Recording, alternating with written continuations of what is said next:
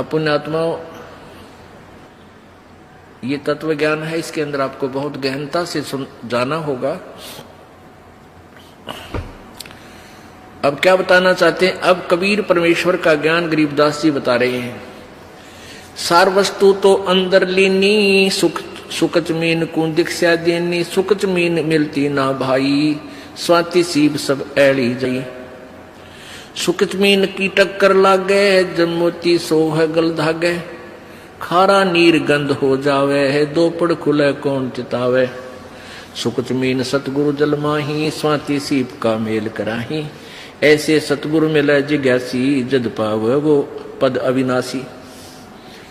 सुख जमीन सतगुरु हो आया, जिन ये भेदी भेद बताया, क्रम कुसंगति खारा नीरा, मोती खंड होत नग हीरा, बैरागर धम गिरती पावे, चलता हीरा तुरत लखावे, धम गिरती हीरे को जाने, यो सतगुरु लावे चोट निशाने। अभी आपको बताया था कि एक सीप होती है, और सीप जब उसमें मोती बनने की एक प्रेरणा बनती है, तो वो ऊपर आ जाती है, उसको प्यास लगती है, वो समुद्र जल ग्रहण नहीं करती, वो समुद्र के ऊपरली सतह पर आ जाती है समुद्र के, और ऊपर से वर्षा जब हो रही होती है उस समय उसका मुंह खुल जाता है। जिस हो रही हो तो खुला हो, तो उसमें वर्षा हो रही हो तो उसमें से वो बूंद ग्रहण करते, उसको स्वाति बूंद बोलते हैं, स्वाति। और उसको फिर वो मुंह बंद हो जाता है, उसके अंदर मोती बनना शुरू हो जाता है। मोती बनते बनते क्या होता है, फिर उसका दोबारा मुंह खुलना शुरू हो जाता है स्वाति सीप का, और उसके ऊपर एक मांस का एक पर्दा सा छा जाता है। मोती के स्वाति के ना उस सीप के मुंह पे एक मांस का पर्दा सा, एक जैसे मकड़ी का जाड़ा देखा हुआ अपना सफेद सफेद सा कपड़े जैसा होता है, ऐसा एक मांस का ऊपर कवर सा लग जाता है, और अंदर वो मोती बन जाता है। अब मोती स्वाति भी मिल गई और सीप भी है। अब क्या बताते हैं कि जब वो मोती परिपक्व हो जाता है अंदर, तो उस सीप के अंदर से एक विशेष महक आनी शुरू होती है मांस की, पके हुए जैसे मांस की। तो एक बहुत ही पतले से मुंह की एक मछली होती है, पतले से, उसको सुकचमीन बोलते हैं, पतला सा मुंह, पैन कैसा हो उसका मुंह। तो वो क्या करती है, मांस खाने के उद्देश्य से उस सीप के, उस मांस का कवर के ऊपर पर्दा सा होता है, उसको खाने के लिए उसमें टक्कर मारती है, उसको खाना चाहती है। वो लगते ही वो पर्दा सा फट जाता है और मोती उसमें से निकलकर समुद्र में गिर जाता है। अब क्या बताते हैं, कितना गहरा ज्ञान है इस दो अक्षर में, दो लाइनों में। सार वस्तु तो अंदर लीनी, सुख जमीन को दिखा देनी, सुख जमीन मिलता ना बाही, स्वाति सीप सब ऐड़ ही जाही। सुख जमीन की टक्कर लाग गए है, जब मोती सो है गल धागे। अब क्या बताते हैं, मनुष्य जीवन भी आपके पास है और सतगुरु भी मिल गया अपने, आपको सही मंत्र भी मिल गया, और यदि सारनाम नहीं मिला तो भी आपका यो मंत्र भी, आपका जीवन भी, दोनों व्यर्थ, जो पहले दूसरे द्वितीय मंत्र तक। अब कहने का भाव ये है कि जैसे वह मोती सीप तो समझो शरीर है, और स्वाति समझो मंत्र आपको मिल गया सतनाम, और मोती बन गया। और सुख जमीन मिलता ना भाई, स्वाति सीप सब ऐड़ ही जाई। सार नाम आपको नहीं मिला है, और आखिरी सांस तक आपकी इसके अंदर श्रद्धा, पूरे गुरु जी में श्रद्धा, यानी आखिरी सांस तक इसकी जाप नहीं किया। यहां एक उदाहरण दिया है कि यदि ये सार नाम आपको नहीं मिलता तो तुम्हारा ये सतनाम तक की कमाई भी और आपका ये जीवन भी व्यर्थ जाता। व्यर्थ का तात्पर्य ये, क्योंकि यहां एक विशेष ध्यान से सुनने वाली बातें हैं, घबराना नहीं।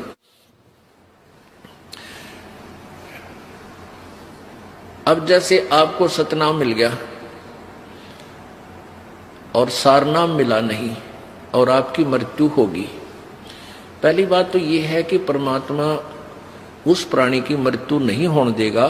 कबीर भगवान के हाथ में पूरी कलम है। जमजो राजा से डरे मिटे कर्म के लेख, अदली अदल कबीर हैं, असल कबीर हैं ये कुल के सतगुरु एक। ये नहीं आपके जीवन नहीं जाने देंगे, पूरा काम करके और तब आपको यहां से फारिग करेंगे। ये इनकी समर्थता है। और जो बकवाद करते हैं, नाम भी ले रहे हैं, सही ठिकाना यानी सही श्रद्धा से नहीं है, वो जा भी सकते हैं, वो फिर परमात्मा उनको पकड़ नहीं करता। भक्ति भी करते हैं, श्रद्धा ठीक नहीं है, पूरी नहीं बन पाई है, तो मृत्यु भी हो जाएगी। तो उनको फिर वैसे तो व्यर्थ हुआ क्योंकि सारनाम मिला नहीं, लेकिन फिर भी वो ऐसा व्यर्थ नहीं होगा जैसे औरों का होता है।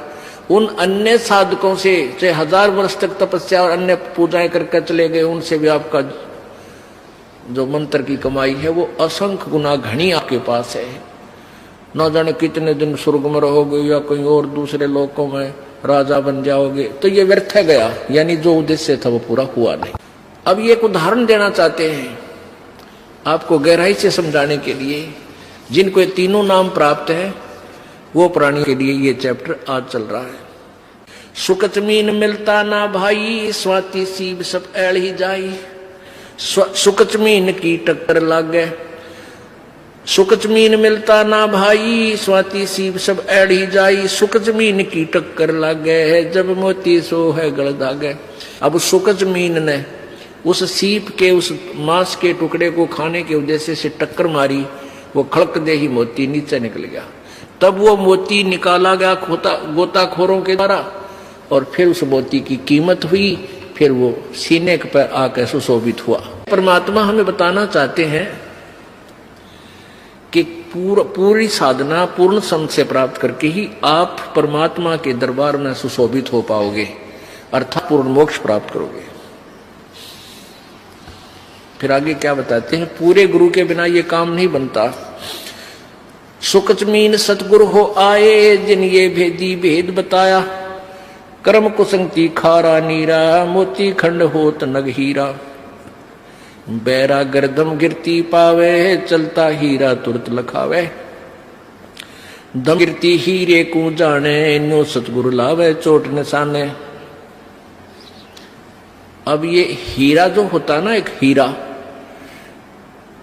ये पत्थर में बन जाता है, पत्थर में होता है, पहाड़ में, और इसकी इतनी ताकत होती है इसमें, ये कुछ ऐसी गर्मी पाकर के वहां पहाड़ की, और ये पत्थर को फोड़ता उसके अंदर से चल चल चल करता हुआ चल पड़ता है, जिधर भी इसकी दिशा बन जाती है। तो पहले राजा लोगों के पास एक धम गिरती होते थे। धम गिरती वो क्या होती, उनके अंदर एक ऐसी कॉमन सेंस होती है, ऐसी उनकी सुरती लगती थी, वो ध्यान यानी अपनी ऐसी सुरती को पत्थर से पहाड़ पर दचा देते थे कि वो हर उस पत्थर की उस हीरे की दिशा को बता देते थे कि ये इधर को चल रहा है। अब जैसे उनके पास बैठ जाते पहाड़ के, और उस आवाज से अंदर हो रही आवाज बहुत गहरे, किसी को नहीं सुन रही वो बाहर, उसकी सुरती उससे कनेक्ट हो जाती, और वो फिर सुनता है ऐसे कान से लाकर कि वो इधर उसकी दिशा है, वो बता देता इधर आ रहा है, इस स्पीड से आ रहा है। तो आगे जाके राजाओं से बता देते थे कि यहां एक खोद दो, इसको गड्ढा इस पहाड़ के बीच में या खुदाई करवा दो, ये वहां तक इस समय में पहुंच जाएगा। तो वहां जाकर के आगे उसको पत्थर को कटवा देते थे राजा लोग मजदूरों से फटाफट, और वो हीरा आता और उसके अंदर से आके, क्योंकि आगे रास्ता उसको मिलता नहीं, गड्ढे में खड़क दे ही निकल जाता, वो हीरा फिर राजा लोग प्राप्त कर लेते थे।